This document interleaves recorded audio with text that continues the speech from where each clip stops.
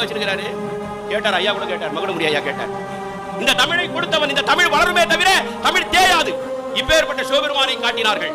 இவர் என்னப்பா சொல்றாரு? நமச்சிவாய வாழ்க, நாதன் தாழ் வாழ்க, இமை பொழுதும் என் நெஞ்சில் நீங்காதான் தாழ் வாழ்க, ஆகமமாகி நின்றண்டிப்பான் தாழ் வாழ்க, ஏகன் அநேகன் இறைவன் அடி வாழ்க. என்னப்பா விளக்கம் கேட்டான் சுல்தான் முகமது முஹாதிர்.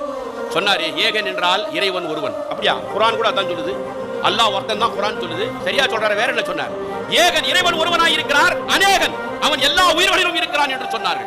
அப்படியா? இதை சொன்னவர் யார்? மாணிக்க வாசகர். எதுல சொன்னார்? திருவாசகத்துல. வேற என்ன சொல்லியிருக்கிறார்?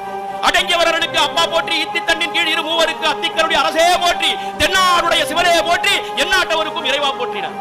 என்னப்பா இதுக்கு பொருள்னு கேட்டான் சுல்தான் முகமது முஹாதிர். துர்காராவ் சொன்னார், தென்னாட்டில் இவனுக்கு பேரு சிவன், எந்நாட்டவருக்கும் இறைவன்.